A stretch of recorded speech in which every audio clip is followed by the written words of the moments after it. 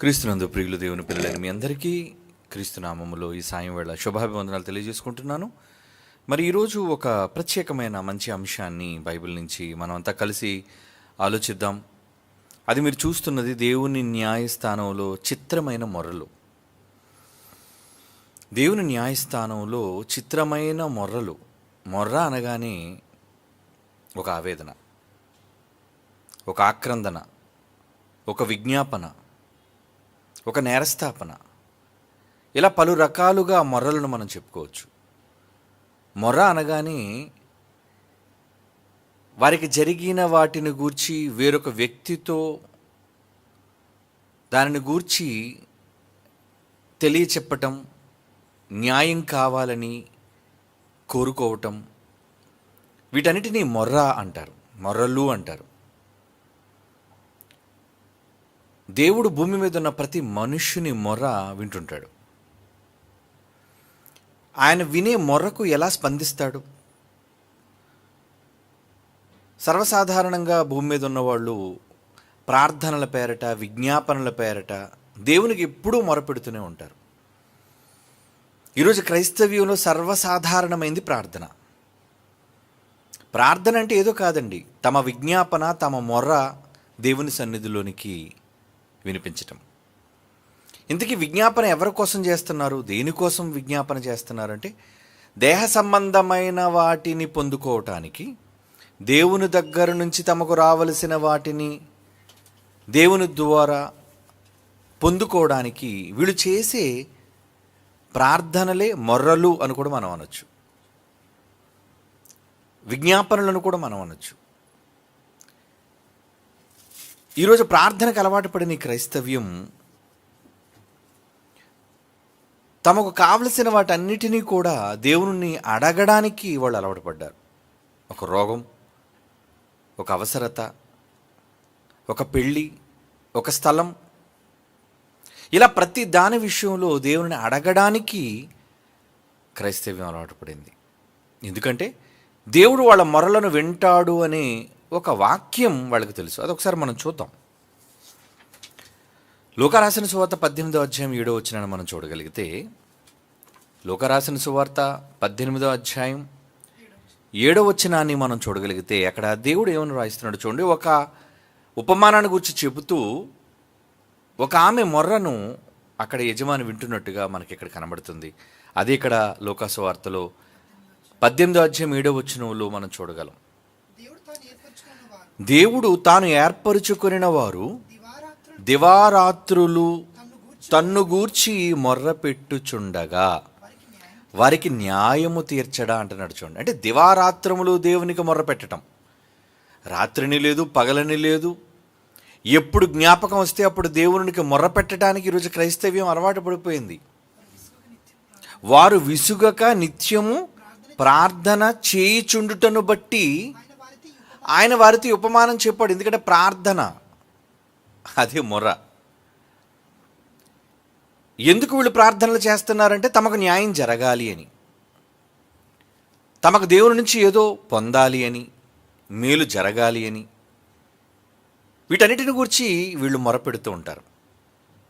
కనుక యేసుక్రీస్తు వారు ఈ మాట మాట్లాడుతూ, దేవుడు తను ఏర్పరుచుకున్న వారు దివారాత్రములు తను గూర్చి మొర్ర పెట్టుచుండగా, మొర్ర అన్నాడు చూడండి, మొరపెట్టుచుండగా వారికి న్యాయము తీర్చట. అంటే దేవునిది ఒక న్యాయస్థానం, ఆయన న్యాయస్థానంలో కూర్చున్నాడు. అలా న్యాయస్థానంలో కూర్చున్న దేవుడు అడిగిన వారికి అడిగినదెల్లా ఇచ్చేవాడు కాడు ఆయన. ఈరోజు క్రైస్తవ్యం అనుకుంటుంది మేము ఏది అడిగినా దేవుడు ఇచ్చేస్తాడండి, అది ప్రార్థనకున్న శక్తి అండి, బలం అండి, ఉపవాస ప్రార్థన అండి, కన్నీటి ప్రార్థన అండి, మోకాళ్ళ ప్రార్థన అండి, ఇలా చాలా రకాలుగా వాళ్ళు చెప్పుకునేవ్వండి. బైబిల్ పాయింట్ ఆఫ్ వ్యూలో మనం ఇప్పుడు ఆలోచించాలి. ఇప్పటివరకు మనుషులు అనుకునే భావజాలం పక్కన పెట్టేయండి, దానిని బైబిల్ అంగీకరించగలగాలి. కనుక మనం ఎప్పుడు కూడా బైబిల్ కోణంలోనే మనం ఆలోచిస్తాం. విసుకక ప్రార్థన చేయుచుండుటను బట్టి ప్రార్థన చేయమన్నాడు. వీళ్ళు ప్రార్థన చేయడానికి అలవాటు పడ్డారు. ఏది అడగాలో అన్నది తెలియకుండా అడగడం ప్రారంభించారు. అడిగే ప్రతిదానిని ఆయన అనుగ్రహించే ముందు తన న్యాయస్థానంలో తన సింహాసనం మీద కూర్చున్న ఒక నీతిమంతుడుగా, ఒక న్యాయమూర్తిగా ఆయన ఆలోచించే దేనికైనా సమాధానం ఇస్తాడు. న్యాయము తీర్చడా అంటున్నాడు చూడండి. న్యాయాన్ని జరిగిస్తాడు ఆయన. నువ్వు అడిగావు కాబట్టి నీకు న్యాయంగా అనిపించేది వేరొకరికి అన్యాయంగా అనిపించేది దేవుడు నీ పట్ల చేస్తాడు అనుకుంటే పొరపాటు. కోపంతో ఎదుటి వ్యక్తిని మనం వారిని గూర్చి తప్పుగా మాట్లాడుతుంటాం. ఎందుకంటే మన వరకు వాళ్ళకి మన నష్టం కలగటం అనేది మనం కోరుకుంటుంటాం. ఎందుకంటే వాళ్ళు మనకు నష్టం కలిగించారు అనే ఒక బాధ. ఏమండి, మన కోణం నుంచి ఆలోచిస్తే మనకి అన్యాయం జరిగింది కాబట్టి వాళ్ళకు కూడా అన్యాయం జరగాలని మనం కోరుకుంటున్నామని మనం సమర్థించుకుంటాం. ఇక వాళ్ళ కోణం నుంచి ఆలోచిస్తే వాళ్ళు ఏ కోణంలో మీరు నాకు అన్యాయం చేశారు, నేను అన్యాయం చేయకుండానే మీరు నన్ను అంటున్నారు అనే వాళ్ళ కోణంలో వాళ్ళకి అది న్యాయంగా ఉంటుంది. కనుక ఎవరి పక్క వాళ్ళకి అది సమ్మతంగానే ఉంటుంది. ఇంతకీ ఇద్దరిలో ఎవరిది రైటు? ఒక న్యాయస్థానం కావాలి, ఒక న్యాయమూర్తి కావాలి, ఒక న్యాయాన్ని జరిగించాలి. సొలొమోను జ్ఞానవంతుడు ఎందుకు అయ్యాడు అంటే ఆయన తీర్పులు చాలా గొప్పవిగా నిలబడిపోయాయి. అందుకే ఆయన ఒక ప్రఖ్యాతమైన తీర్పు ఆయన ఇచ్చాడు. ఇద్దరు తల్లులు ఒక బిడ్డ కోసం కొట్టుకొని వచ్చారు. నాకు కావాలంటే నాకు కావాలి అన్నారు. ఆ రోజు DNA టెస్టులు లేవు, ఆ రోజు పరీక్ష చేయడానికి రక్త పరీక్షలు లేవు. అలాంటి కాలంలో, క్రీస్తు పూర్వం ఉన్న కాలంలో ఎలా ఈ తల్లులకు న్యాయం చేయాలి, అసలైన తల్లికి బిడ్డని ఎలా అప్పగించాలి అని ఆలోచించినప్పుడు తన మేధాశక్తితో ఆయన ఆలోచించి ఒక చక్కటి తీర్పు ఇచ్చాడు. ఏమంటే, సరే ఇద్దరు కొట్టుకుంటున్నారు కదా, అక్కడున్న ఒక భటుని పిలిచాడు, బిడ్డను 2 ముక్కలుగా నరికి ఇచ్చేయమన్నాడు చెరొకరికి. అలా నరికి ఇచ్చేయమని చెప్పటంలో కపటమైన తల్లి సంతోషించింది. పోలే దీని బిడ్డ పోయింది, నా బిడ్డ కూడా నా బిడ్డ ఎలాగా పోయింది, దాని బిడ్డ కూడా పోతేనే నాకు కావాలి అనే దురాలోచన దానికి ఉంది కాబట్టి అది సమ్మతించింది. కానీ అసలు సిసలైన తల్లి దానికి సమ్మతించలేదు. అంటే ఆ రాజు న్యాయమైన తీర్పును చేశాడు న్యాయస్థానంలో. ఎవరు అసలు సిసలైన కన్న తల్లి అనేది ఒక చిన్న పరీక్ష ద్వారా ఆయన తెలుసుకున్నాడు ఆ కాలంలో.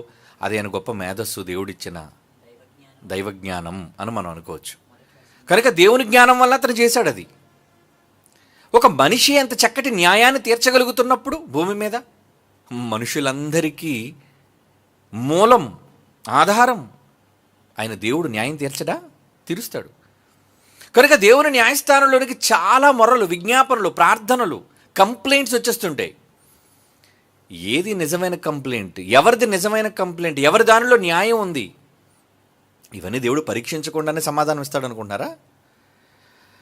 అన్నిటిని గూర్చి ఆయన ఆలోచిస్తాడు. ఆలోచించి మాత్రమే ఆయన జవాబు ఇస్తాడు. ఎవరికి న్యాయం చేయాలి, ఎవరికి అన్యాయం జరిగించాలి అనేది వారి యొక్క పరిస్థితులను బట్టి న్యాయమూర్తిగా దేవుడు తెలుసుకొని వారికి తగిన తీర్పులు ఆయన తీరుస్తూ ఉంటాడు. ఏమండి, కీర్తన గ్రంథం 145వ కీర్తన 145వ కీర్తనలోని 18వ వచనం చూడండి ప్రియులారా. కీర్తనల గ్రంథం 145వ కీర్తన 18. యెహోవా తన మార్గములన్నిటినీ నీతి గలవాడు, తన మార్గములలో అన్యాయపు తీర్పు తీర్చేవాడు కాడు. పక్షపాత బుద్ధి ఆయనకు లేదు. తన క్రియలన్నిటిలోనూ కృపచూపువాడు, తనకు మొర్రపెట్టువారు అందరికీ, తనకు నిజముగా మొర్రపెట్టువారందరికీ యెహోవా సమీపముగా ఉన్నాడు అంటున్నాడు చూడండి. అంటే మొర్ర పెట్టడంలో కూడా నిజంగా మొర్ర పెట్టడం ఉంది, అబద్ధంగా మొర్ర పెట్టడం ఉంది. నిజముగా అనే పదం ఎందుకు పదప్రయోగం చేశాడు ఆయన అంటే, నిజముగా బాధతో అడిగేవాళ్ళు కొంతమంది ఉంటారు. ఎదుట వాళ్ళని కపటంతో వాళ్ళ యొక్క నాశనాన్ని, పతనాన్ని చూడాలి అని వేషధారంతో అడిగేవాళ్ళు కూడా ఉంటారు. కనుక ఏది అసలైనది, వీటిని గురించి దేవుడు తెలుసుకుంటాడు. ఎందుకంటే మనసు పరీక్షించేవాడు కదా ఆయన. కనుక దానిని బట్టి న్యాయమైన తీర్పు ఆయన తీరుస్తాడు అనేది ఇక్కడ చెబుతున్నాడు. అందుకే మరలా చదువుదాం. తనకు మొర్రపెట్టువారు అందరికీ, తనకు నిజముగా మొర్రపెట్టువారందరికీ యెహోవా సమీపముగా ఉన్నాడు. అంటే ఎవరైతే నిజంగా యెహోవా దగ్గర నుంచి న్యాయాన్ని కోరుకుంటారో వాళ్ళకి చాలా దగ్గరగా ఉంటాడటండి. అదే కదా ఈ మాట. తన యందు భయభక్తులు గల వారి కోరికను ఆయన నెరవేర్చును. నీ విజ్ఞాపనలో, నీ ప్రార్థనలో, ఏమండి, నీ మొర్ర ఆయన అడగటంలో న్యాయం ఉంటే ఖచ్చితంగా న్యాయం తీరుస్తాడు.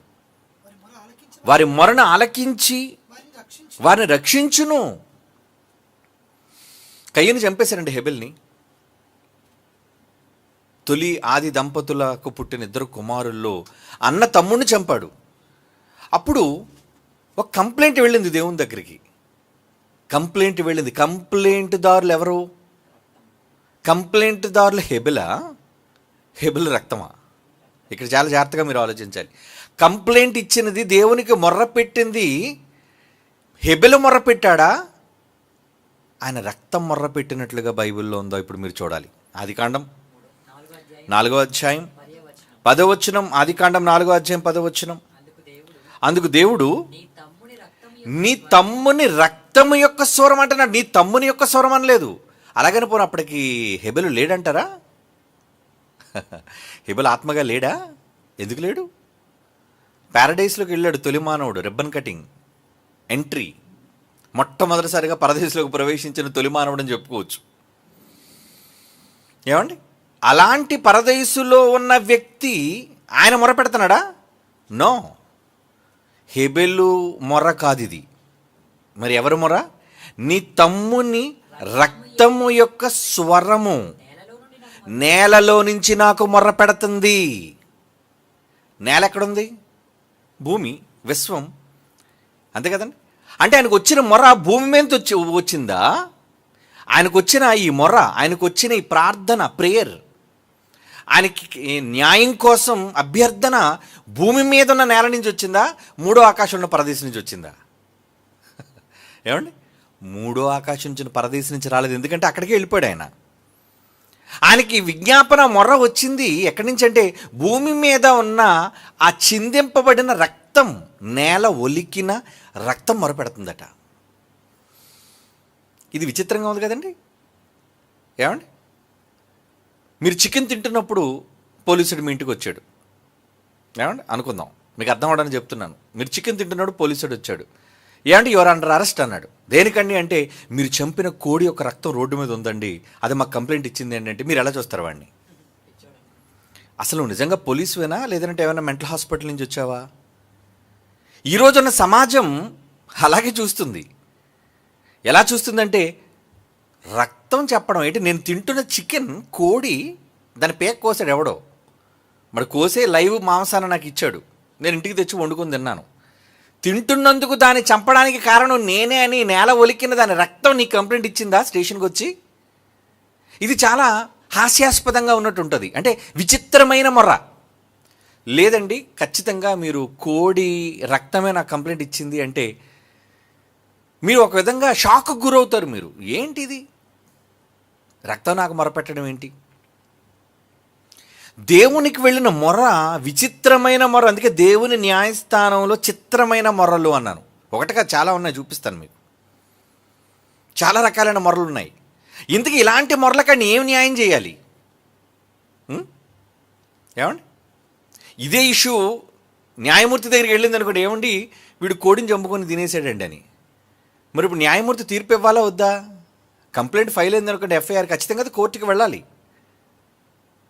కొన్ని గంటల వ్యవధిలో అది ఎఫ్ఐఆర్ ఫైల్ అయిన తర్వాత అది కోర్టుకి సబ్మిట్ చేయాలి. సబ్మిట్ చేసిన తర్వాత న్యాయమూర్తి అందులో ఏం చేస్తాడంటే న్యాయస్థానంలో దానికి సంబంధించిన ఎంక్వైరీ, దానికి సంబంధించిన ఇన్వెస్టిగేషన్, వాదోపవాదాలు, వీటన్నిటినీ వింటాడు. దేవుడికి అవన్నీ అవసరం లేదులేండి, ఆయన తెలుసు కదా, సమస్తం ఎరిగినవాడు కనుక అక్కడ లాయర్లు ఎవరు అవసరం లేదు మన పక్షాన వాదించడానికి, చేయడానికి. కేవలం కంప్లైంట్ మాత్రమే రేజ్ అయింది, దేవుడి దగ్గరికి వెళ్ళింది. మరి దేవుడు న్యాయం తీర్చడా? అది ఎందుకంటే మనం చదువుకున్న లోకసువార్తలు ఏమని, దివారాత్రములు తను ప్రేమించువారు మొర్రపెట్టుచుండగా దేవుడు విండా? వారికి న్యాయం తీర్చడా? త్వరగా న్యాయము తీర్చును. ఏమండి, ఇలా చచ్చిపోయాడో లేదో రక్తం కంప్లైంట్ ఇచ్చిందని దేవుడు స్వరం ఆల్రెడీ ఆకాశంలో వినబడుతుంది. ఎవడికి? కయ్యనికి. ఏడరా నీ తమ్ముడు అడుగుతున్నాడు. నా తమ్ముడికి నేనేం కాపలా? ఈ కథలని చెప్పకురా, నీ తమ్ముడు రక్తం చెప్తుంది, నువ్వు నీ తమ్ముడిని చంపేశావు, ఇది ప్రూవ్ అయిపోయింది కనుక నువ్వు కోర్టుకు రా, నీకు బెయిల్ పిటిషన్ ఉంటుంది, వాదోపవాదాలు ఉంటాయి, లాస్ట్లో జడ్జిమెంట్ కాదు. జడ్జిమెంట్ చెప్పేశాడు అక్కడే. ఏంటా జడ్జిమెంట్? నువ్వు దేశదిమ్మరవై తిరుగుతావు, నువ్వు ఇన్స్టెంట్ జస్టిస్ అంటారు దాన్ని. ఏడు చూసారా, దిశాని చంపేసినందుకు రాష్ట్రం అంతా కూడా, తెలుగు రాష్ట్రాలన్నీ కూడా అప్పుడు ఏమన్నాయంటే వెంటనే వాళ్ళు చంపేయండి, ఇంకా నిజ నిర్ధారణ కావాలి. అందులో ఎవరైనా అమాయకులు ఉన్నారా లేదా? ఇప్పుడు ఇందిరాగాంధీని చంపిన వెంటనే టక్మన నలుగురు సిక్కుల్ని అరెస్ట్ చేశారండి.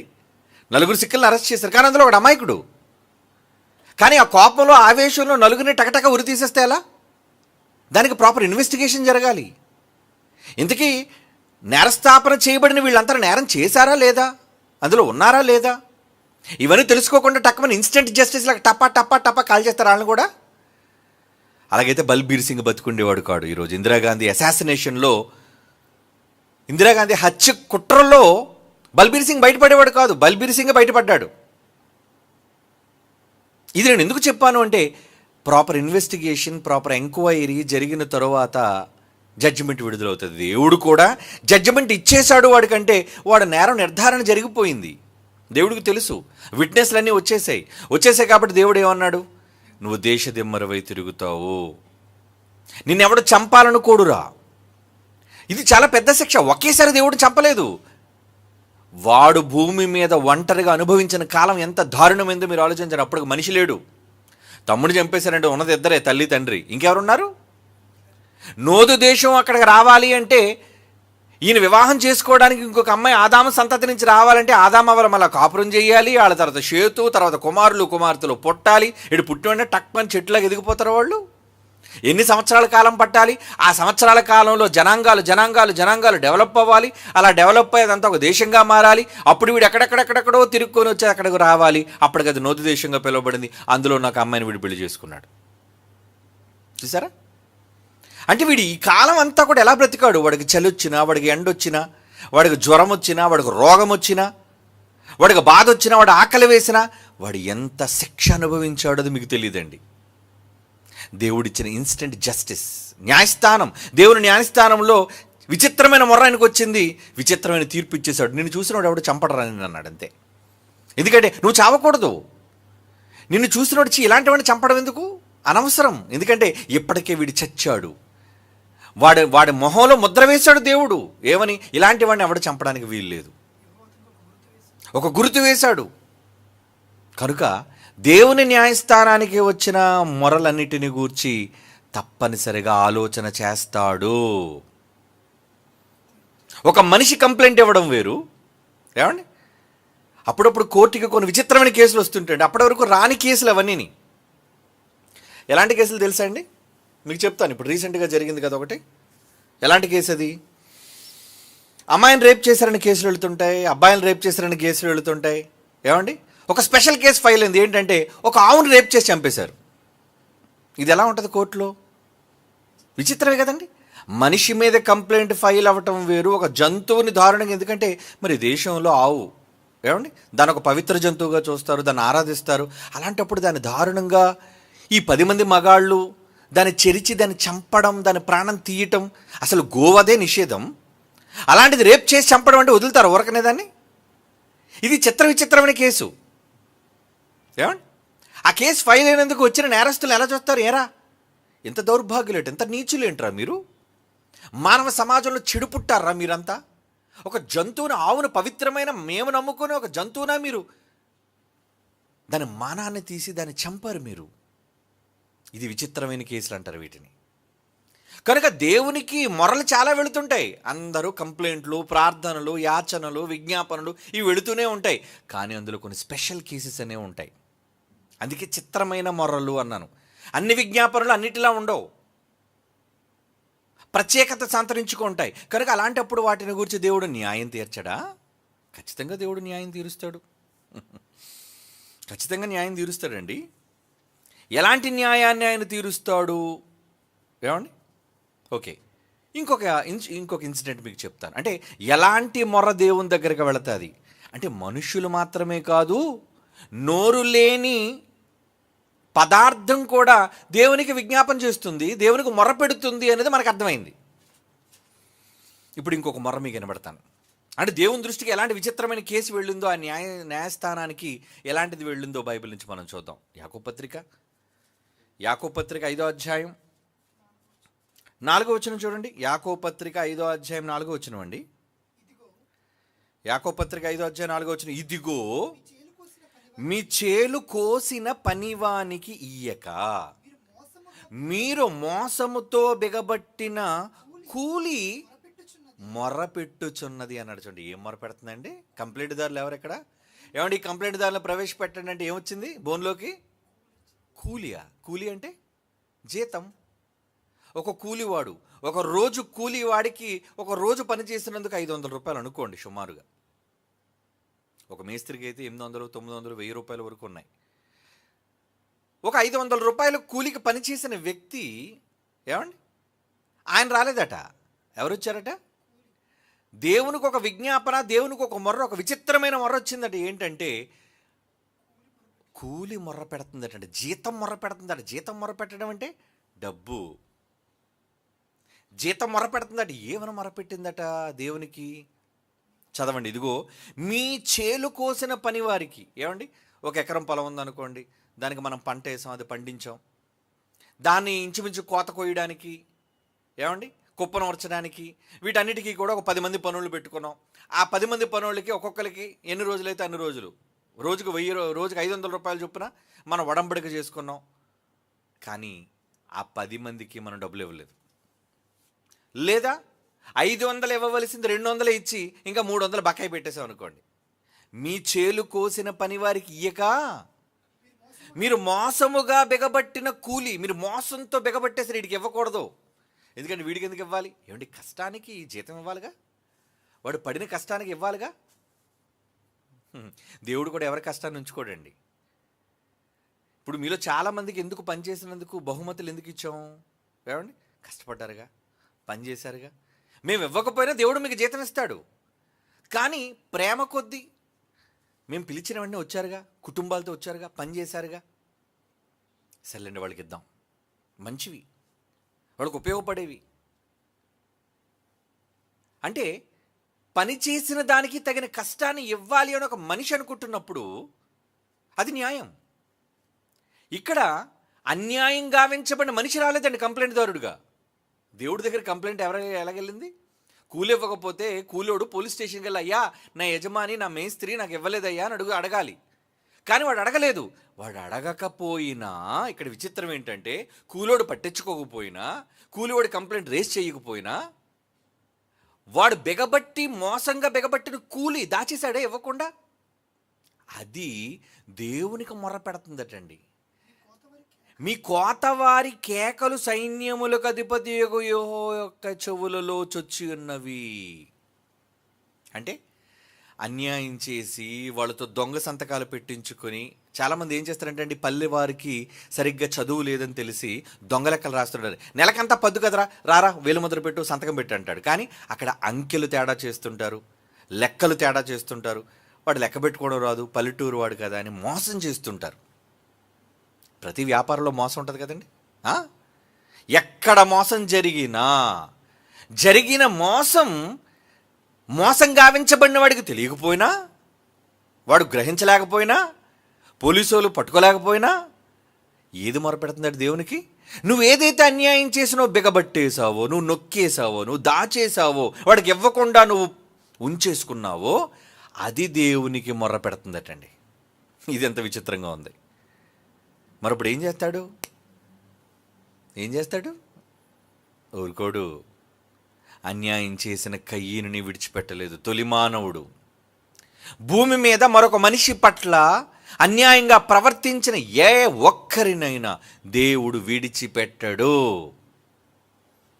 దానికి తగిన శిక్ష అటు భూమి మీద పడుతుంది, అలాగే చచ్చాక పాతాళంలో కూడా పడుతుంది. ఎందుకంటే దేవుడు విధించే శిక్ష అది. కారణం మొర్ర వెళ్ళిపోయింది, ఆల్రెడీ కంప్లైంట్ రైజ్ అయిపోయింది. సహజంగా పోలీస్ స్టేషన్ నుంచి ఎప్పుడైనా ఎందుకు వస్తారంటే, కంప్లైంట్ ఫైల్ అయితేనే వస్తారు. కంప్లైంట్ ఫైల్ అవ్వకపోతే ఎవరేం చేస్తారండి? పట్టించుకోరు. కంప్లైంట్ ఫైల్ అవ్వనంత వరకు ఎవరు పట్టించుకోరు. కానీ ఇక్కడ కంప్లైంట్ ఫైల్ చేసే వ్యక్తి లేకపోయినా పదార్థం చెప్పటం వలన, కూలి బిగబట్టిన కూలి దేవుడికి మొర్ర పెట్టడం వలన దానికి నోరేంటి? దానికి నోరుంటుందా?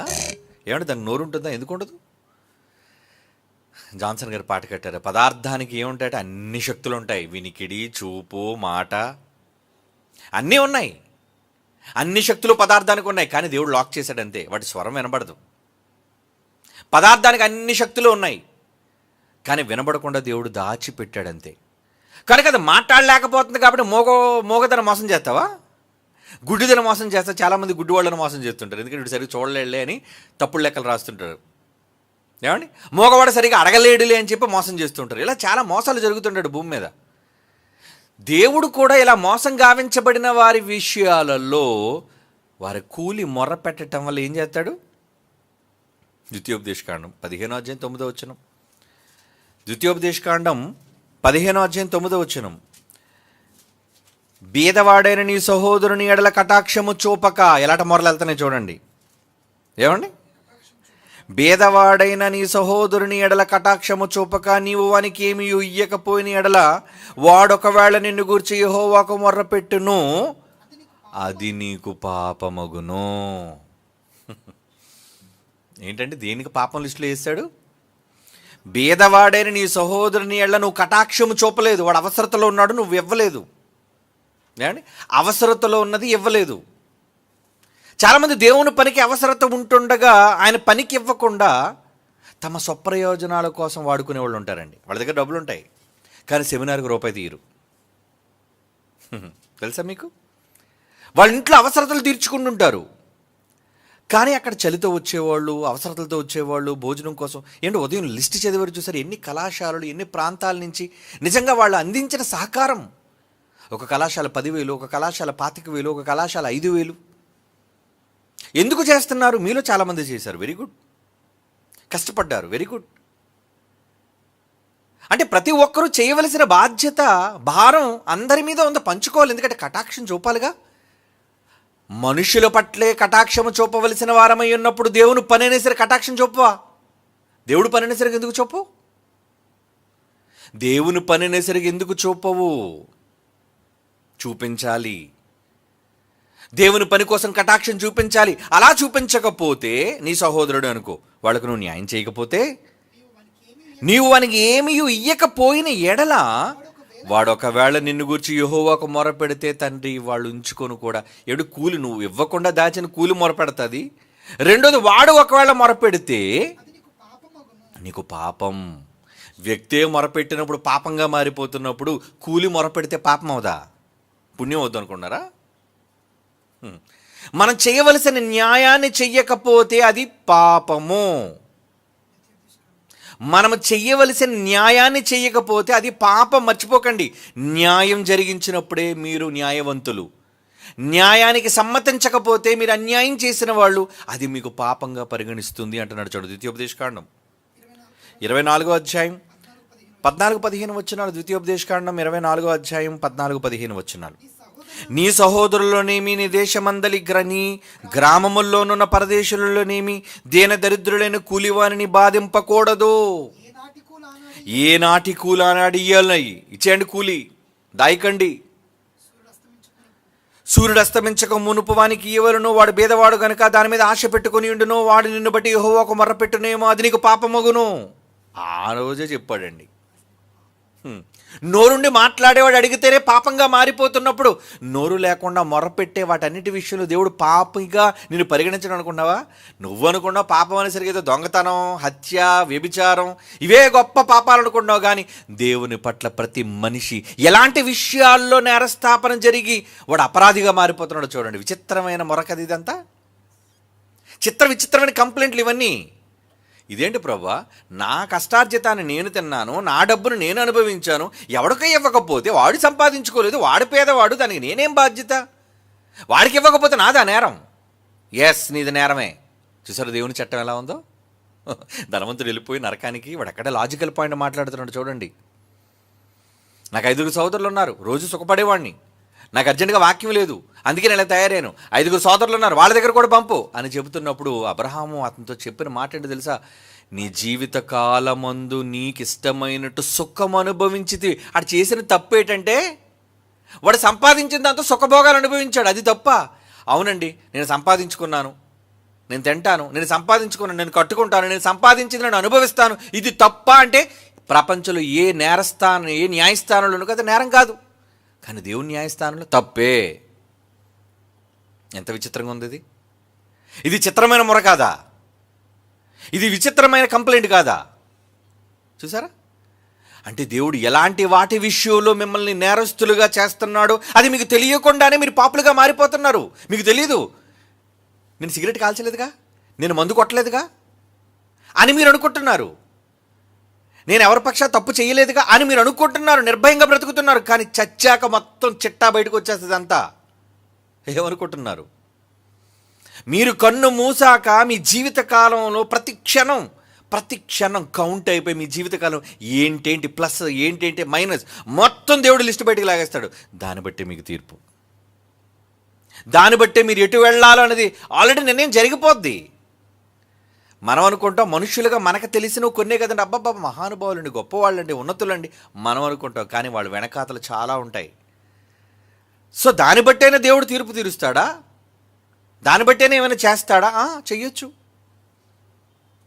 కాబట్టి ఈ విషయాలన్నింటిని గురించి మనం ఆలోచించడం మనకి ఏమర్థం అవుతుంది? ఒక మనిషి మొర్రను దేవుడు ఆలకిస్తున్నాడు, ఒక ప్రకృతిలోని ఒక పదార్థం మొర్రను దేవుడు ఆలకిస్తున్నాడు, రక్తం మొరను ఆలకిస్తున్నాడు, కూలి యొక్క మొరను ఆలకిస్తున్నాడు. ఇవన్నీ కంప్లైంట్లుగా దేవుడు మీ మీద నేరారోపణ చేస్తున్నాడు. మీరు నేరస్తులే. ఏమండి? ఇంకొక విచిత్రమైన కంప్లైంట్ హబక్కూకు గ్రంథం 2:11 చూడండి. కంప్లైంట్ ఎక్కడి నుంచి వెళ్ళిందో దేవునికి, ఆయన న్యాయస్థానంలో నీకు మొర్ర ఎక్కడి నుంచి వెళ్ళిందో చూడండి. హబక్కూకు గ్రంథం 2:11 గోడలలోని రాళ్ళు మొరపెట్టుచున్నవి, దూలములు వాటికి ప్రత్యుత్తరం ఇచ్చుచున్నవి. ఏమండి? గోడలలోని రాళ్ళు ఏం చేస్తున్నాయట? మొరపెడుతున్నాయి. ఎవరికి మొరపెడుతున్నాయి? మాట్లాడుకోవట్లేదు అవి. ఏంటి బాగున్నావా, భోంచేసావా, పరామర్శలు కాదు ఇక్కడ. నువ్వున్న ఇంటిలోని గోడ మాట్లాడుతుంది. ఎవరితో? నీతో కాదు బిడ్డ, నిన్ను పుట్టించిన తండ్రితో మాట్లాడుతుంది. ఈ దరిద్రుడు రోజు ఊరి మీద తిరిగి వచ్చి పడుకుంటున్నాడు ప్రభువా, ఏ రోజు పని చేయట్లేదు ప్రభు, మంచం మీద పడుకున్నాడు కానీ కనీసం లైవ్ చూద్దామనే జ్ఞానం కూడా విడగలేదు ప్రభువా. పడిపోమంటావా? ఆగు, అప్పుడే పడిపోక టైం ఉంది, ఇంకా వాడిని విడిచిపెట్టను నేను.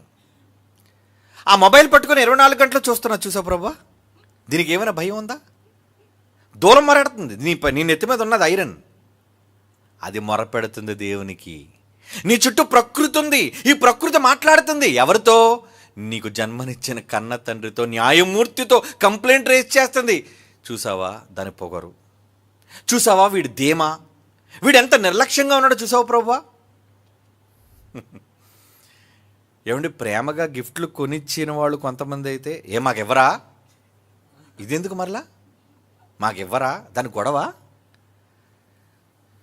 ఈ మాట విన్నప్పుడు నాకైతే చాలా కోపం వచ్చేసిందండి. ఎందుకు ఇవ్వాలి మీకు అసలు? దేనికి ఇవ్వాలి? ఇచ్చినది క్షేమంగా పుచ్చుకోవడానికి బదులు రాకపోయినా పోన్లేనండి, నేను అనర్హుణ్ణేమో అనర్హురాలినేమో అని అనుకొని సర్దుకుపోకుండా ఎందుకు ఇవ్వలేదు నాకు. ఇది సెకండ్ కంప్లైంట్. ఏమండి, దీన్ని ఏమంటారు? అంటే నీ నైజం ఏంటి, నీ స్వభావం ఏంటి? మరికొంతమంది ఇచ్చారంటే ఇంకా ఖరీదైంది ఇవ్వాలి కదా మనం చేసిన పనికి. ఏమండి, అంటే సరిపోదు ఇది, నువ్వు తిన్నది సరిపోదా, నీకు వచ్చింది చాలదా? అబే ఇదే మూల, నువ్వు మూలకు పోయినంతవరకు ఏ మూల నీకు సరిపోదు. అంటే మనుష్యుల యొక్క చిత్ర విచిత్రమైన మనస్తత్వాలు చూసారా? అనుభవిస్తూ కూడా పోలేదా, అన్నం పెట్టారు కదా, ఏమంటే ఆకలితో అమ్మ అన్నం పెట్టంటే అంత అన్నం పెట్టినప్పుడు ఏం కూరలేదా అని అడిగితే ఎలా ఉంటుంది? ప్లేటుతో కొడతారు నీ మొహం మీద. చేసిన మేలుకు కృతజ్ఞత చూపించు, థ్యాంక్స్ అమ్మ, నిజంగా ఆకలితో మండిపోతున్నాడు, ఆ మజ్జిగన్నమైనా పెట్టావు తల్లి, ఎంత గొప్పదానవు నువ్వు. ఏం చికెన్ ఉండలేదు ఈరోజు, ఏం బిర్యానీ పెట్టచ్చుగా. ఇలా ఎక్స్ట్రాగా మాట్లాడే వాళ్ళే మనుషులండి. నువ్వు ఎక్స్ట్రాగా మాట్లాడే ప్రతి మాటకి శిక్షే. ఎందుకంటే నీ మాటలే నేరం, నీ అక్షరాలు కూడా సౌండ్ రూపంలో బయటికి వెళ్ళిపోయింది అనుకోండి, కానీ సౌండ్ దేవుడి దగ్గరికి వెళ్ళిపోయింది. కంప్లైంట్ ఏమని? ప్రభువా వీడి కంప్లైంట్ ఇదిగో, వీడి నోటంబడి ఈ మాటలన్నీ వచ్చాయి, మేమే సాక్ష్యం ప్రభువా. మనుష్యుడు పలుకు వ్యర్థమైన ప్రతి మాటకి అన్నాడు. అందుకే నోరుంది కదా, లొడలొడ బడబడా మాగడం కాదు. విమర్శ దినమందు న్యాయస్థానంలో దేవుడు లెక్క అడుగుతాడు నిన్ను. ఎఫ్సి పత్రిక, క్షమించండి, మత్తయి సువార్త 12వ అధ్యాయం, మత్తయి సువార్త 12వ అధ్యాయం 36. మత్తయి సువార్త 12వ అధ్యాయం 36 వచనం. నేను మీతో చెప్పినది ఏమనగా, మనుష్యుల పలుకు వ్యర్థమైన పనికిరాని ప్రతి మాటకు విమర్శ దినం. నువ్వు న్యాయపీఠం ఎదురు నిలబడతావే, అదే చచ్చాక లెక్క చెప్పాలి. లెక్క ఎందుకన్నావు ఈ మాట ఎందుకు జారావు నీ నోటంబడ? ప్రభు గాలి మాటేగా, గాలి మాట. అరే గాలి మాట గాలిలోకి పోయిందని నేను గాలిలో కలిపేవాడిని కాదురా. ప్రతి మాట రికార్డెడ్, ప్రతి మాట ఎవిడెన్స్, ప్రతి మాట ప్రూఫ్, ప్రతి మాట విట్నెస్, సాక్ష్యం. కనిపించని పదాలు కూడా విట్నెస్లా? విట్నెస్ అండి. మీరు కోపంతో మాట్లాడే మాట, పగతో మాట్లాడే మాట, అసూయతో మాట్లాడే మాట, ద్వేషం నింపుకొని మాట్లాడే మాట, ప్రతి మాటకి లెక్క. అయినా భయం ఉంటుందా మీకు? మమ్మల్ని ఎవడు అడిగేది? మాకు లెక్క జమ. అగ్నిలోకి పోయాక తెలుస్తుంది బిడ్డ ఇవన్నీ. అయ్యో ఏటి ప్రభా, ఎంత పాపాల చెట్ట, ఎంత మూట ఉందా నాకు? ఎంత పెద్ద పాపాల మూట కట్టుకున్నావురా నువ్వు. మొర్ర దేవునికి వెళ్ళిపోయింది. విచిత్రమైన మొర్రలు దేవుని సన్నిధికి వెళుతున్నాయి. నీకు తెలియదే వెళ్ళిపోతున్నట్టు. యోబు గ్రంథం 14వ అధ్యాయం 17వ వచనం చూడండి. యోబు గ్రంథం 14వ అధ్యాయం 17వ వచనం. నా అతిక్రమం, యోబు గ్రంథం 14వ అధ్యాయం 17.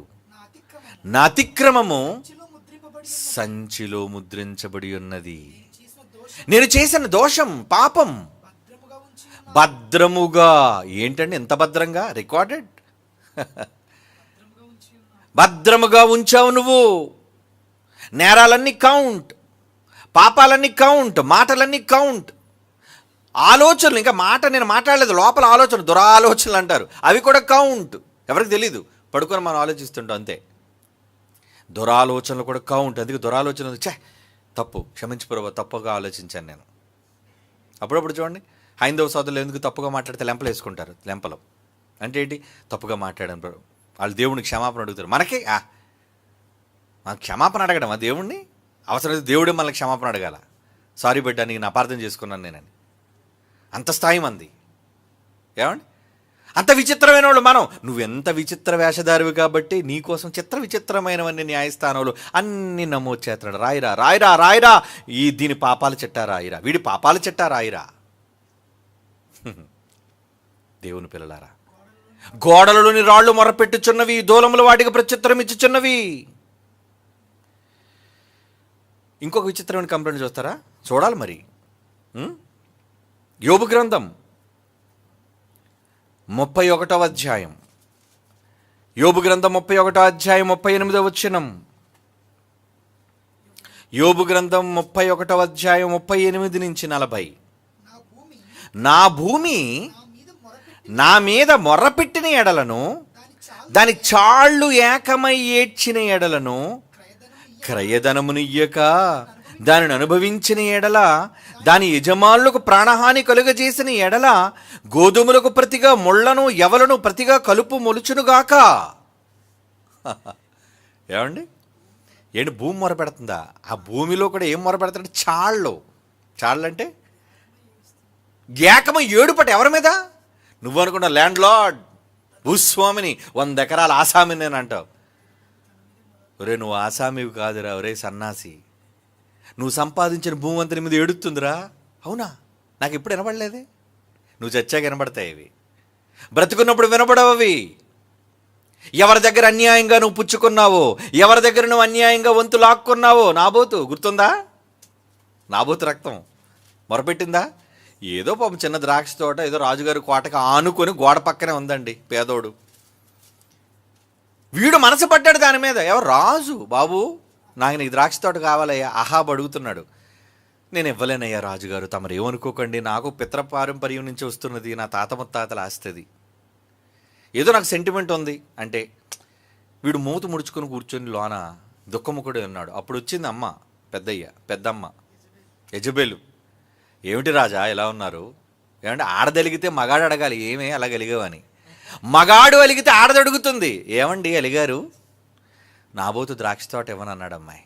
సిగ్గులేదు రాజయ్యుండి. ఒక్క క్షణం రేపటికల్లా వాడి పత్రాలు నీ చేతిలో ఉంటాయి. అన్నాది, కుట్ర పన్నింది, చంపించింది, నాబోతు పొలాన్ని తీసుకొచ్చి రాజుకి ఇచ్చింది. అనుభవించు రాజా, అనుభవించు. ఆఫ్టర్ ఆల్ ద్రాక్షారసం. ఏమండి, అమాయకుడని రక్తాన్ని ఒలికించావు. భూమి ఏడ్చింది వాడి కోసం. ఏమని? ఇద్దరి కోసం భూమి కన్నీళ్లు పెట్టుకుంది. ఈ భూమి మంచివాడైన నాబోతుదయ్యా. తండ్రి, దేవా, తాత ముత్తాతల కాలం నుంచి వాళ్ళకే నేను అన్నం పెడుతున్నాను మీ దయ వలన. అలాంటిది దౌర్భాగ్యులైన రాజు రాణి వీళ్ళిద్దరూ కలిసి కుట్ర పన్ని నాబోతుని చంపి నా యజమానిని చంపి అన్యాయంగా నన్ను ఇదిగో ఈ రాజుకు సంబంధించిన ఆస్తిగా నన్ను మార్చేశారయ్యా. భూమి, దానిలో ఉన్న చాళ్ళు అవి పగిలిపోయి, చాళ్ళు అంటే పగిలిపోయి ఉన్నది, కన్నీరు పెట్టి మొర్ర పెట్టి దేవునికి విజ్ఞాపన కంప్లైంట్ పంపించిందని. ఏమని? అన్యాయం జరిగిందయ్యా, అన్యాయం జరిగింది నాబోతుకి, నా యజమానికి అన్యాయం జరిగింది. అప్పుడు అన్యాయం జరిగింది దేవుడు ఏం చేశాడు? మొదటి రాజుల గ్రంథం 21వ అధ్యాయం 19వ వచనం. మొదటి రాజుల గ్రంథం 21వ అధ్యాయం 19వ వచనం. యెహోవా సెలవిచ్చినదేమనగా, దీనిని భూమిని స్వాధీనపరుచుకోవాలని నీవు నాబోతును చంపావు కదా. విను, ఏ చోట నువ్వు నాబోతుని చంపి కుక్కలు ఆ నాబోతు అమాయకుడైన వాని రక్తం నాకేటట్టు చేశావు, అదే స్పాట్లో నిన్ను కుక్కలు నీ రక్తాన్ని నిజముగా నాకుతాయి. Get ready. చూసారు, జడ్జిమెంట్ ఇచ్చేశాడు. ఏమండి, వెంటనే జరిగిందంటే టైం. మొదటి రాజుల గ్రంథం 22వ అధ్యాయం. టైం రావాలి కదా, నువ్వు లేవడానికైనా, పోవడానికైనా, చావడానికైనా సమయం. నేరస్థాపన చేసి ముందు కంప్లైంట్కి వెళ్ళి స్టేషన్లో కంప్లైంట్ ఇచ్చేస్తారు. ఏమని? జాకెట్ చింపుకొని వెళ్ళిపోతారు. ఏమండి, నన్ను రేప్ చేశాడండి అని. మా అమ్మాయికి ఏం చేస్తారండి? చూస్తున్న జాకెట్ కనబడుతుంది చిరిగిపోయి, ఇమీడియట్గా అరెస్ట్ ఏం అంటాడు. అంతే. నిజానిజాల తర్వాత ఎంత అన్యాయం అండి. అరెస్ట్ ఏం, వెళ్ళిపోయి జైల్లో. ముందు కోర్టుకి తీసుకెళ్తారు, ఎఫ్ఐఆర్ కట్టినాడు, రిమాండ్ అంటాడు. అంతే, 15 days రిమాండ్, 14 రోజులు రిమాండ్. లోనికి వెళ్ళిపో ముందు. తర్వాత న్యాయస్థానంలో మంచి చెడ్డ తర్వాత ఆలోచిస్తాం. ఇప్పుడేమి నిజాలు తెలుసుకునే అవసరత మాకు లేదు, ముందు జైలుకు పోరా అని 14 రోజులు రిమాండ్ వేస్తాడు న్యాయమూర్తి. ఇది ఎక్కడ న్యాయం? లేవా ఇలాంటి అన్యాయపు తీర్పులు, ఇలాంటి అన్యాయపు పనులు లేవా? మరి న్యాయం జరగడానికి కొంత టైం కావాలి, టైం రావాలి. వచ్చింది టైం వస్తుంది దేనికైనా. ఏమండి, ఎన్ని ఆరోపణలు చేశారండి మా మీద. చేసినప్పుడు టైం వచ్చింది, కోర్టు లేపేసిందే. తప్పుడు ఆరోపణలు చేశారు, అప్పుడేండి తప్పుడు ఆరోపణలు చేశారు మీరు వాళ్ళ మీద. టైం రావాలి దేనికైనా. నేరారోపణ జరిగిన వెంటనే ఎదుటివాడు నేరస్తుడు అనుకోకండి. దేవుడికి తెలుసు ఎవరు నేరస్తులు కారో. టైం వచ్చినప్పుడు ఏం జరిగింది చూడండి. మొదటి రాజుల గ్రంథం 22వ అధ్యాయం 38వ వచనం. వేశ్యలు స్నానము చేయుచుండగా ఒకడు రథాన్ని షోమ్రోను కొలంలో కడిగాడట. అప్పుడు యెహోవా సెలవిచ్చిన మాట నెరవేరిందట. కుక్కలు వచ్చి అహాబు రక్తాన్ని నాకై చచ్చిపోయాడు వాడు. ఏమండి, చచ్చిపోయాడు వాడు. యెజబెల్ అంటారా, మహాతల్లి. దాన్ని ఏం చేశారు? పైన కోట గోడ మించి తోసేయమన్నాడు కిందకి. ఎవరక్కడ? నా పక్షాన్ని ఎవరున్నారు? నేనున్నాను మహాప్రభు. దాన్ని తోసేయి. దాని అలంకరణ చూసావు ఎలా తయారైందో, సికండిలాగా. తోసేయండి దానికి అన్నాడు కిందన. టక్కుమని దోస్తారు కిందకి. అది ముక్కలైపోయి పడిపోయిందండి కిందకి. ఎంత నీచంగా జరిగింది దాని చావు. ముగింపులు అలాగే ఉంటాయి. మారకపోతే, దేవుని దగ్గర క్షమాపణ కోరకపోతే. కనుక భూమి ఏం చేస్తుందట? ఇప్పుడు చదువుతాం యోబు గ్రంథం. ఏమండి, బైబిల్లో ఉన్న మాటలు అక్షర సత్యాలండి. యోబు గ్రంథం 31వ అధ్యాయం మనం చదువుతాం. నా భూమి నా మీద మొర్రపెట్టిన ఎడల దాని చాళ్ళు ఏకమై ఏడ్చిన ఎడల. ఎందుకు భూమికి ఎందుకు కన్నీళ్ళు? మనిషి చేసిన ద్రోహానికి, మనిషి చేసిన విక్రయానికి, మనిషి చేసిన అన్యాయానికి, వీటన్నిటికీ. అప్పుడప్పుడు చూడండి, అమ్మేసేటప్పుడు తప్పుడు రేటుకి అమ్మేస్తుంటారు. ఏమని? 100 రూపాయలు సరుకు అనుకోండి, 200 అండి అంటాడు. ఈ 100 రూపాయలు ఏడుస్తుంది నీ మీద, తెలుసా? ఈ 100 రూపాయలు ఏడుస్తుంది నీ మీద, నీ కుటుంబం మీద ఏడుపు. ఆ ఉసిరు ఎక్కడికి పోద్ది? ఆ ఏడుపు ఎక్కడికి పోద్ది? తగులుతుంది. ఎందుకంటే విన్నది న్యాయమూర్తి.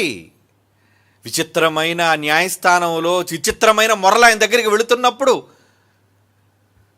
విట్నెస్లుగా విచిత్రమైన సాక్షులందరూ ఆయన కళ్ళ ముందు నిలబడినప్పుడు ఎవరు? ఒక భూమి, ఒక రక్తం, ఒక కూలి, ఒక గోడ, ఒక దూలం, ఇవన్నీ మొరపెడుతున్నప్పుడు ఏం చేస్తాడు దేవుడు? శిక్ష అమలు చేయక తప్పడు, చేస్తాడు. అప్పుడు శిక్ష అమలు చేసేటప్పుడు ఎలా ఉంటుందో తెలుసా అండి? మీ అందరికీ తెలిసిన ఒక ప్రాక్టికల్ ఎగ్జాంపుల్ చెప్తాను, బైబిల్లోదే. ఆదికాండం 18వ అధ్యాయం 20వ వచనం. ఆదికాండం 18వ అధ్యాయం 20వ వచనం.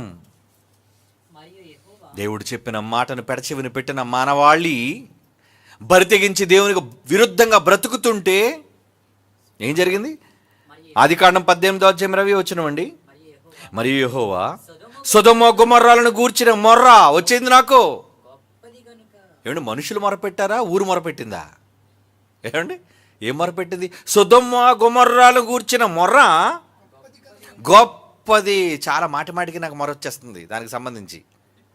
దివారాత్రములు స్వరంపడి ఏడుస్తున్నాయి. నాకు నా సింహాసనం ముందు నిలబడి ఏడుస్తున్నాయి. మాకు న్యాయం కావాలి, న్యాయం కావాలి, న్యాయం కావాలి. ఊర్లు అడుగుతున్నాయా? సొదొమ గొమొర్రాలు ఊర్లు అడుగుతున్నాయి. ఊరంటే చుట్టూ ఉన్న చెట్లు, కిందనున్న నేల, కిందనున్న గడ్డి, ఏమండి, రాళ్ళు, కొండలు అడగవా? అడుగుతాయి. చివరికి చుట్టూ ఉన్న నీరు కూడా అడుగుతుంది, మొరపెడుతుంది.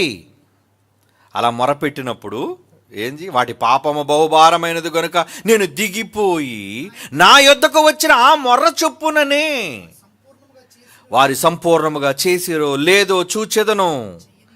చెయ్యకపోతే నేను తెలుసుకుంటాను వాళ్ళ సంగతి ఏంటో అన్నాడు.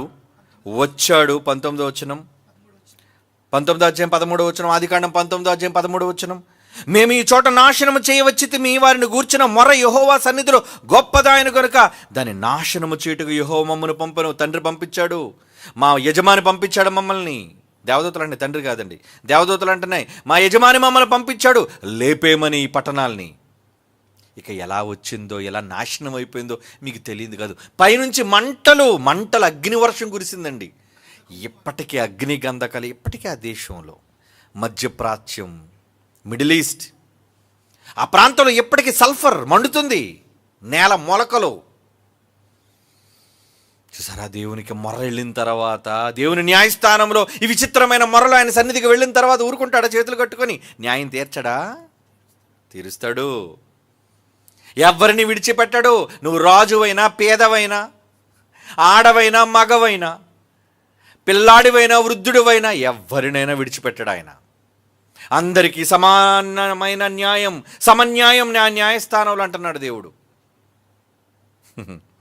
ఏమండి, ఆ మొర్రకు ఎలాంటి భయంకరమైన పరిస్థితి వ్యాపించిందండి. ఇక పట్టణాలు ధ్వంసం చేశాడు, మీకు తెలుసు. ఇక పాత నిబంధనలు మరికొన్ని సందర్భాలు ఎలాంటి మొరలు ఆయన దృష్టికి వెళ్తున్నాయి చూడండి. నిర్గమకాండం 21వ అధ్యాయం 7 నుంచి 10 వచనాలు. నిర్గమకాండం 21వ అధ్యాయం 7 నుంచి 10. ఒకడు తన కుమార్తెను దాసిగా అమ్మిన ఎడల దాసులైన పురుషులు వెళ్ళిపోనట్లు అది వెళ్ళిపోకూడదు. దానిని ప్రధానము చేసుకుని యజమాని దృష్టికి అది ఇష్టురాలు కాని ఎడల అది విడిపింపబడినట్లుగా అవకాశం ఇవ్వవలెను. దాన్ని వంచావు కదా నువ్వు. ఒక ఆడదాన్ని వంచావు, ఒక ఆడదాన్ని మోసం చేసావు, ఒక ఆడదాన్ని ఉసురు పోసుకున్నావు. దాన్ని వంచినందున అన్యజనులను దానికి అమ్ముటకు వానికి అధికారం లేదు.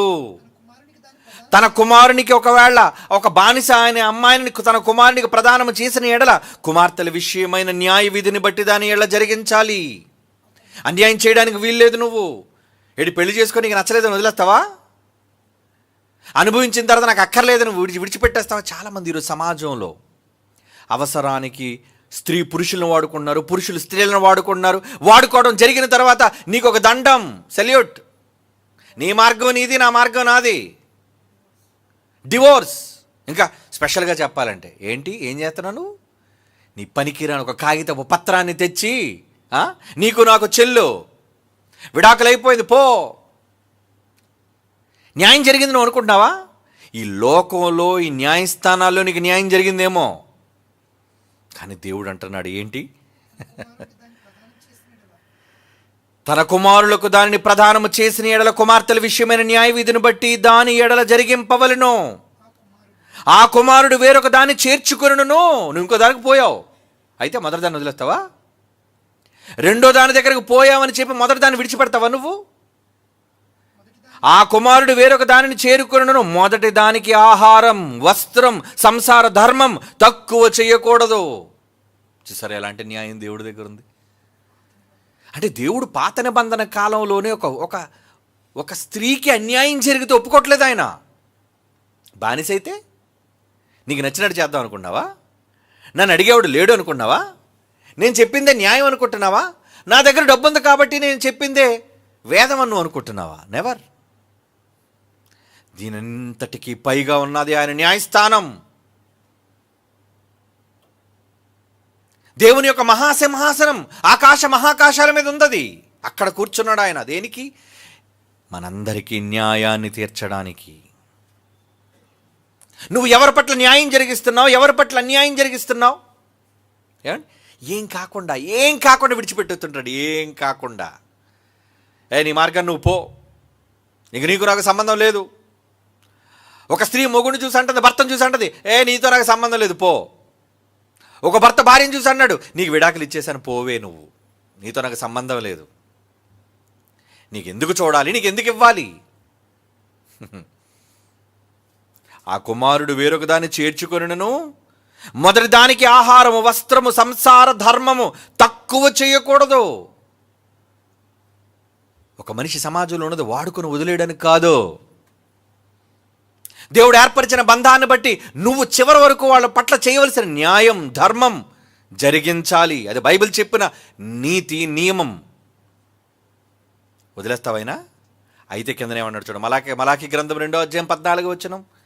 నువ్వు ఒకవేళ తెగించి నువ్వు విరుద్ధంగా ఒకవేళ నువ్వు అనుకున్నది చేస్తే, దేవుడు అంటున్నాడు మలాకి గ్రంథం 2వ అధ్యాయం 14వ వచనంలో, యవ్వన కాలమందు నీవు పెండ్లు చేసుకుని అన్యాయముగా విసర్జించిన నీ భార్య పక్షమున యెహోవా సాక్షి అని. ఇంతకీ విట్నెస్ ఎవరట? విట్నెస్ బోన్లోకి ఎవరు వచ్చి నిలబడ్డారు? డైరెక్ట్ న్యాయమూర్తి వచ్చి బోన్లో నిలబడ్డాడట. ఎలా ఉంటుందండి? న్యాయమూర్తి బోన్లో నిలబడితే నీ పక్షానికి నీకు న్యాయం జరుగుతుందా? అంతే నీ పని, నీ బ్రతుకు గల్లంతేక. దేవుడే నీ పక్షాన వచ్చి బోనులో నిలబడి సాక్షి నేనే సాక్ష్యం చెబుతా, నేనే మొర్ర పెడతా, నేనే దానికి సంబంధించిన విట్నెస్ అని అంటున్నాడు. చూడండి ఈరోజు ఎంతమంది తమ భార్యల పట్ల అన్యాయంగా ప్రవర్తించి విడిచిపెట్టి, భర్తలను విడిచిపెట్టే ఆడవాళ్ళు, భార్యలను విడిచిపెట్టే మగవాళ్ళు, పిల్లల్ని విడిచిపెట్టే తల్లిదండ్రులు కాదనుకునే పిల్లలు, వీళ్ళందరికీ న్యాయాలు లేవని మీరు అనుకుంటున్నారా? తల్లిదండ్రులు ఏడిపిస్తున్న పిల్లల ఆక్రందన, పిల్లలను కాదనుకున్న తల్లిదండ్రుల ఆక్రందన, అన్యాయం గావించబడిన భార్య యొక్క ఆక్రందన, కన్నీరు, భర్తకు అన్యాయం చేసిన ఒక భర్త ఆక్రందన, ఇవన్నీ దేవుడు వింటాడు. ఇవన్నీ మొరలో భర్త చెప్పకపోవచ్చు, నోరుంది కాబట్టి చెబుతాడు. కొంతమంది ఏం చెప్పకపోయినా దాని పాపాన్ని అదే పోతుందని అంటారు. చూసారా? అదే మొర. ఆ మొర వెళ్ళిపోయింది ఎక్కడికి? దేవుని న్యాయస్థానంలోనికి వెళ్ళింది. అది విచిత్రమైన మొర్ర. అప్పుడు దేవుడే వాళ్ళ పక్షాన నిలబడతాడు, న్యాయాన్ని తీరుస్తాడు. అన్యాయం చేస్తే నిన్ను దోషిగా నిలబడతాడు. నువ్వు అన్యాయం చేస్తే అది నీకు పాపము అన్నాడు. పాపని విడిచిపెడతాడా?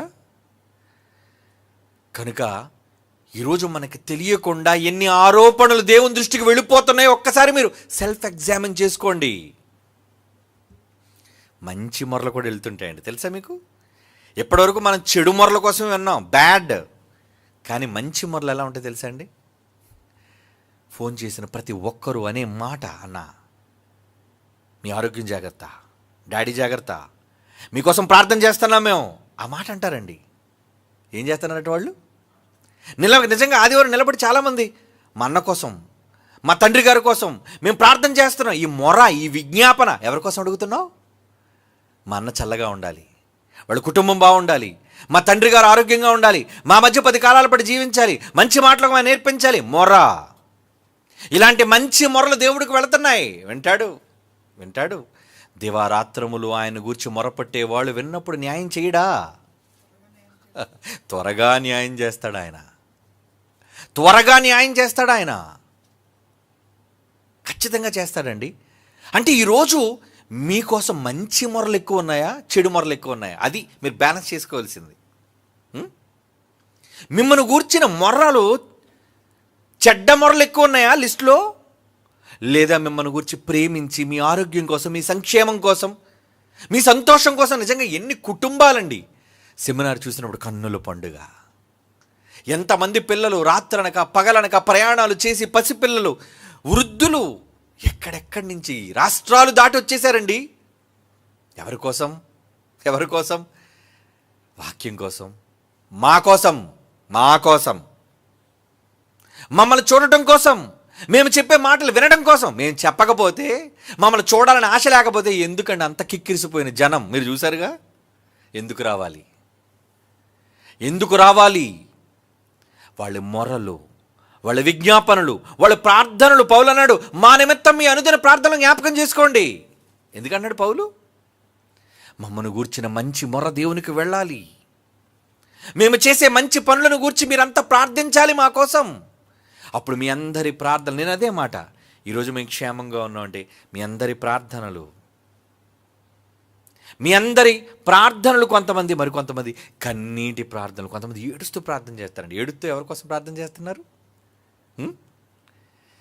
ఏడుస్తూ వాడి నాశనం ఎప్పుడు కళ్ళ చూస్తానో అని ప్రార్థన చేసేవాళ్ళు కాదండి. ఎదుటి వాళ్ళ మేలు కోసం, ఎదుటి వాళ్ళ బాగు కోసం కన్నీరు కార్చే ప్రార్థన. అది మొర్ర, అది విజ్ఞాపన. ఒక మనిషి కీడును కోరుకుంటున్నారా మీరు ప్రార్థన చేసి? ఆడెప్పుడు రాలిపోతాడు, ఆడెప్పుడు చచ్చిపోతాడు, ఆడు చావు నా కళ్ళతో చూడాలి. ఇలాంటి ప్రార్థన కూడా వెళ్తుంటాయండి. తండ్రి వాడిని లేపేయి, వాడిని చంపేయి.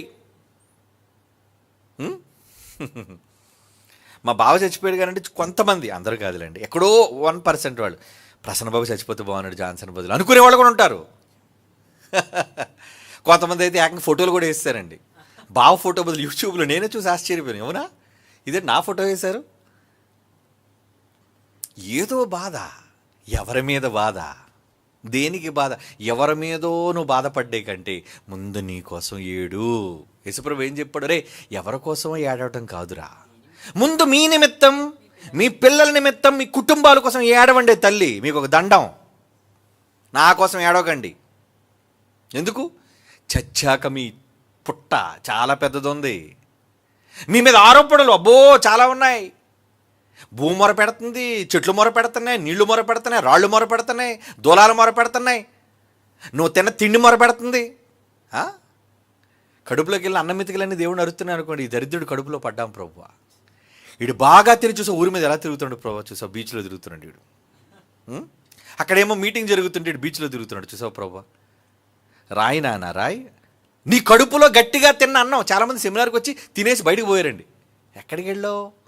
ఎందుకు వచ్చావు? విశాఖపట్నం చూడడానికి వచ్చావా? పిక్నిక్కా? ఇలాంటి దౌర్భాగ్యులు ఉన్నారండి. మొర్ర పెట్టాయి. నువ్వు నేల మీద నడిచిన ఇసుక మొరపెట్టింది, నువ్వు జాలీగా చూసిన సముద్రం మొరపెట్టింది, వెళ్ళిపోయింది మొర్ర. అవునా? నువ్వు గట్టిగా కుంభాలు తిన్న అన్నం, కూర, పప్పు, చారు, నీళ్లు అన్నీ నీ కడుపులోంచి మొర్రపెట్టాయి. వెళ్ళిపోయి నీకు సంబంధించిన మొరలన్నీ పోయాయి దేవుడి దగ్గరికి. అన్నీ నోట్ చేశాడు దేవుడు. రాయి నాన్న రాయి రాయి రాయి రాయి. వీడికి నేను ప్రతిఫలం ఇవ్వాలిగా. ఎలాంటి మొర్రలు నీకోసం వెళుతున్నాయి? మంచి మొర్రలు వెళుతున్నాయా? నీకోసం ప్రేమతో మొర వెళ్ళాలి, నీకోసం ఏమండి ఆసక్తితో మొర వెళ్ళాలి. మేము ప్రార్థన చేయమని అడగమండి, కానీ వాళ్ళు ప్రేమతో ప్రార్థన చేస్తారు, కన్నీటితో ప్రార్థన చేస్తారు. ఎందుకట? ఏమండి ఫోటో తీయించుకుని నా దగ్గరికి వచ్చిన అన్నయ్య ప్లీజ్ ఒకసారి. ఏంటి నాన్న ఏంటంటే కౌగిలించుకుంటారని ఒకసారి. ఎందుకు ఎందుకు కౌగిలించుకోవాలి? ప్రేమ. వాళ్ళెవరో ఒక తల్లి బిడ్డలం కాదు, కానీ వాక్యం మీద ఉన్న ఆసక్తి, మా మీద అపారమైన ప్రేమ. ఎన్ని కోట్లు ఇస్తే సంపాదించగలమండి అలాంటి వాటిని? ఎన్ని కోట్లు ఇస్తే సంపాదించగలం చెప్పండి? రోమిలికి రాసిన పత్రిక 15వ అధ్యాయం, రోమిలికి రాసిన పత్రిక 15వ అధ్యాయం 32వ వచనం, మీరు నా కొరకు దేవునికి చేయు ప్రార్థనల యందు అంటున్నాడు చూడండి పౌలు. మీరు నా కొరకు దేవునికి చేయు ప్రార్థనల యందు నాతో కలిసి పోరాడాలి. నాతో కలిసి నువ్వు పోరాడాలి అని. మీరు పోరాడుతున్నారు, ప్రార్థనలో పోరాడుతున్నారు, మీరంతా మొరపెడుతున్నారు దేవునికి. అంటే పౌలు ఆ రోజు భక్తులను గురించి ఎన్ని మంచి మొరలు దేవుడి దగ్గరికి వెళ్ళాయండి. సొదొమ గొమొర్రా కోసం వెళ్ళింది చెడ్డ మొర్ర, కానీ భక్తుల కోసం వెళుతుంది మంచి మొర్ర. నువ్వు శరీరంతో చేసిన వాటిని చెడ్డ మొర్ర అని శరీరమే చెబుతుంది. యోబు గ్రంథం 16వ అధ్యాయం 8వ వచనం. యోబు గ్రంథం 16వ అధ్యాయం 8వ వచనం, నా దేహమంతయు నీవు పట్టుకొని ఉన్నావు, అది కూడా నా మీద సాక్ష్యముగా. ఏమండి, మీ బాడీయే ఎవిడెన్సా? మీ బాడీయే విట్నెసా? శవం చచ్చిపోయిన తర్వాత ఆ బాడీని జాగ్రత్తగా ఏం చేస్తారు తెలుసా అండి? ఫోరెన్సిక్ పంపుతారు. ఎందుకు? ఎవడు ముట్టుకున్నాడు, ఎవడ పీక నొక్కాడు, వాడికి ఉన్న వేలు ముద్రలు ఏంటి, ఆడి జుట్టు ఏమైనా రాలిందా, ఆడి గోరులో మురికి ఏమైనా దొరికిందా, ప్రతిదీ పట్టేస్తున్నారండి ఇప్పుడు. శవం, నువ్వు చంపిన శవం నీ మీద సాక్ష్యం. మరి నువ్వు, అది శవం అండి, చచ్చిపోయింది, జీవం లేదు. ఇప్పుడు మన బాడీలో ఉన్నాం కదా, అంటే మన బాడీయే మనమే సాక్ష్యమా? నీ చెయ్యే చెప్తే నీ మీద సాక్ష్యం, అవునా? నీ వెంట్రుకలు చెప్తే నీ మీద సాక్ష్యం, నీ గుండె చెబుతుంది నీ మీద సాక్ష్యం, నీ కిడ్నీలు చెబుతున్నా నీ మీద సాక్ష్యం. చూడండి ఆ మాట, నా దేహమంతయు నువ్వు పట్టుకొని ఉన్నావు, ఇది కూడా నా మీద సాక్ష్యముగా ఉన్నది. నీ బాడీయే నీ మీద విట్నెస్గా ఉన్నది అంటున్నాడు. చూడండి దేవుని పిల్లలారా, మొర దేవుని యొక్క న్యాయస్థానంలో ఎలాంటి చిత్ర విచిత్రమైన మొరలు వెళ్ళిపోతున్నాయి చూసారండి సన్నిధికి. అంటే ఎంత జాగ్రత్తగా ఉండాలి మీరు. మంచి మొరలను దేవుని సన్నిధికి చేర్చే ప్రయత్నంలో మీరు ఉండండి. లేదా మీరు కన్ను మూసిన మరుక్షణం టోటల్గా అప్సైడ్ డౌన్, టాప్సీ టర్వీ అంటారు, అంటే తలక్రిందులు. మీరు అనుకున్నది ఒకటి, అక్కడికి మీరు వెళ్ళిన తర్వాత ఫేస్ చేసేది మరొకటి. నాకేంటి, నాకు పర్లేదు, నాకే ప్రాబ్లం లేదండి, అంత హ్యాపీ అని అనుకుంటున్నావేమో. టెస్ట్ చేంజ్కి తెలుస్తుంది రిజల్ట్. బయటకు మనిషి బాగానే ఉంటాడు, నిగనిగలాడుతుంటాడు, ఏమంటే చర్మ సౌందర్యం బాగుంది, ఏమంటే హైట్ బాగుంది, అంతా బాగుంది, కానీ బ్లడ్ టెస్ట్ చేస్తే తెలుస్తుంది లోని క్యాన్సర్ ఉందని, అవునా, పోతావు నువ్వని, లేదా ఎయిడ్స్ ఉందని, లేదా జబ్బులు ఉన్నాయని, హార్ట్ అటాక్ వచ్చిందని. ఎన్ని రోగాలండి, ఎన్ని రోగాలు మనిషిని ఈరోజు ఉన్నాయి, అలముకుంటున్నాయి. నువ్వు టెస్ట్ చేసుకోవాలి కదా. నువ్వు బయటకు బాగున్నాను అనుకుంటున్నావా? వద్దు, అలా అనుకోకండి. దేవుని విషయంలో మీరు ఏం చేయాలనుకుంటున్నారో, ఏం చేయకూడదని అనుకుంటున్నారో, వీటన్నిటి విషయం ఒక్కసారి మంచిగా ప్రణాళిక సిద్ధం చేసుకోండి. ప్రతిదీ దేవునికి లెక్క చెప్పేది, ప్రతిదీ దేవునికి నీకు తెలియకుండానే నీ పక్షాన మొరపెడుతున్నాయి. ఏమండి, మీ ఇంట్లో ఉన్న మీకు శత్రువులు లేరు అనుకోండి, ఎలా ఉంటుంది? ఏంటి ఏమండి, మీ మీద కంప్లైంట్ ఇచ్చింది ఎవరో కాదండి, మీ కొడుకే కంప్లైంట్ ఇచ్చాడండి మీ మీద. అంటే నా కొడుకా? నా భార్య కంప్లైంట్ ఇచ్చిందా? నా భర్త కంప్లైంట్ ఇచ్చాడా? చివరికి నీ దేహం నీ మీద కంప్లైంట్ ఇస్తుంది. ఏమని? వీడు ప్రభువా, వీడు చాలా చెడ్డోడు. నీ బ్రెయిన్ కంప్లైంట్ ఇస్తుంది, అన్ని దురాలోచనలు ప్రభు, ఎంతమంది కోసం వీడు దురాలోచనలతో నిండిపోయింది. ఈ మనసంతా చూడు ప్రభు, ఎంత కల్మషం, కుళ్ళుతో, కపటంతో నిండిపోయింది ప్రభువా. ఇలాంటి కంప్లైంట్లు దేవుడి దగ్గరికి వెళ్ళాలనుకున్నారా? వద్దారా. మీరు ఊహించకుండానే విచిత్రమైన మొర్రలు దేవుని సన్నిధికి వెళ్ళిపోతున్నాయి. దానికి మీరు బాధ్యులు కాకూడదు. అలా వెళ్లకుండా ఉండాలి అంటే మంచి విజ్ఞాపనలు, మంచి మొర్రలు మీకోసం దేవుని సన్నిధికి వెళ్ళడానికి ప్రయత్నం చెయ్యండి. అప్పుడే మీకు జీతం, ప్రతిఫలం, చనిపోయిన తర్వాత విశ్రాంతి, మీ ఆత్మకి సౌఖ్యం. అలాంటి జీవితం కోసం పరితపించండర్రా. ఎదుటి మనిషి నష్టాన్ని, ఎదుటి మనిషి పతనాన్ని కోరుకునేది కాదు. ప్రేమతో ఎదుటి మనిషి ఉన్నత స్థితిని ఆశించండి. మీరు బాగుపడండి, ఎదుటి వాళ్ళు బాగుపరచండి. అంతేగాని మీరు బాగుపడడం కోసం ఎదుటివాడు నాశనం కావాలని కోరుకోకండి, తప్పది. ఎదుటివారి పతనంతో నేను ఎదగాలి అనుకోకండి, ఎదుటివాడిని చెడ్డ చేసి నేను గొప్పవాడిని అవ్వాలి అనుకోకండి. అలాగైతే మీ మీద నేరస్థాపనలు దేవుని దగ్గర పెరిగిపోతున్నాయి. చాలా రోజుకి ఎన్ని కంప్లైంట్లు మీకోసం వెళ్ళిపోతున్నాయి. Be careful. కళ్ళు మూసుకొని ప్రార్థన చేసుకుందాం.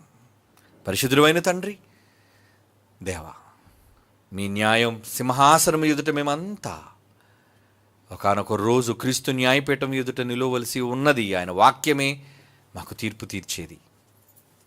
మమ్మల్ని మేము జాగ్రత్త పరుచుకొనగలుగుటకు సహాయం దయచేయండి. ఎన్నో విచిత్రమైన మొర్రలు మీ సన్నిధికి చేరుతున్నాయి. అందులో మంచివే మా కోసం ఉండాలి అని మేము ఆశపడుతున్నాం. మీ వాక్యాన్ని చదివి మమ్మల్ని మేము సరిచేసుకునే జ్ఞానాన్ని మాకు ఉపదేశించినందుకు ధన్యవాదాలు చెల్లిస్తూ యేసుక్రీస్తు వారి శ్రేష్టమైన నామంలో ఈ ప్రార్థన మీకు సమర్పించుచున్నాము తండ్రి. ఆమేన్.